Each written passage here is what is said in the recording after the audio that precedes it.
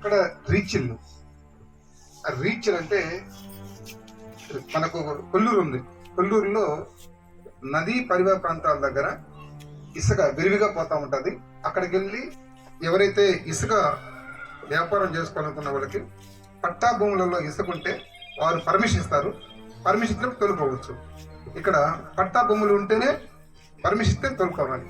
కాబట్టి అందువల్ల మేము ఇసుక పాలసీ స్టార్ట్ అయిన తర్వాత 1 నెల 2 నెలల దాకా మేము దాని తొలి కూడా వెళ్ళలేదు. అంటే ఇంకా పాలసీ ఎలా ఉందా ఏందనేది పాలసీ పెట్టడం వల్ల పైనుంచి ఉత్తర్వులు రావడం వల్ల ఇసుక తాగడం అయితే మీరు చెప్పినట్టు మన వేటపాలెం పోలీస్ స్టేషన్ పరిధిలోనే ఈ మధ్య కాలంలో సుమారు నాకు తెలిసినంతట్లో ఒక 28 నుంచి 30 కేసులు దాకా కట్టడం జరుగుతుంది.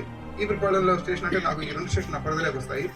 అక్కడ కూడా ఒక 18 నుంచి 20 కేసులు దాకా కట్టడం జరిగింది. అంటే ఇదంతా కూడా ఏంటంటే ఇసుక ఫ్రీ అనేది ఏంటంటే మనకు రీచ్లు ఫ్రీ తోలుకోపోవడానికి లేదు. కాబట్టి అందువల్ల కలెక్టర్ గారు పర్మిషన్ తీసుకొని తోలుకుంటారు. అక్కడ తెచ్చుకోవచ్చు. అది కూడా తొందరలోనే లోకల్ గా కట్టుకోవాలనుకున్నప్పుడు మీరు రెవెన్యూ అథారిటీస్కి వెళ్ళేసేసి ఎంఆర్ఓ గారిని కలిసి అయ్యా నా ఇల్లు కట్టుకుంటున్నాను, నేను చేసుకుంటున్నాను, నాకు పలానా దానికి అవసరం ఉంది అని చెప్పేసి కూడా మీరు పెట్టుకుంటే ఎక్కడైనా సరే ఎక్కడైతే రీచెస్ ఉంటాయో అంటే ఫ్రీ ఎక్కడైతే ఉంటుందో అక్కడ తెచ్చుకోవచ్చు. ఓకేనా? రైట్. ఒక అతనికి నీవు రీఛార్జ్ చేసుకుంటే నీకు ఇంట్లో కూర్చొని నువ్వు రీఛార్జ్ 1000 రూపాయలు పెడితే నీకు 1500 వస్తుంది. 1500 పెడితే నీకు 3000 వస్తుంది. ఈ విధంగా అతనికి వాట్సాప్ లో అతనికి రకరకాల యాప్స్ ద్వారా చేయడం వల్ల అతను 8 లక్షల రూపాయల దాకా అతను అప్పు చేస్తా ఉన్నాడు. చుట్టుపక్కల అప్పు చేస్తా ఉన్నాడు. అప్పు చేసి 8 లక్షలు పోయిన తర్వాత నువ్వు సరైన టైంలో నువ్వు రీఛార్జ్ చేయలేదు, నువ్వు ఇంకా కనుక అమౌంట్ పెడితే నీకు కొత్త అమౌంట్ వస్తుంది.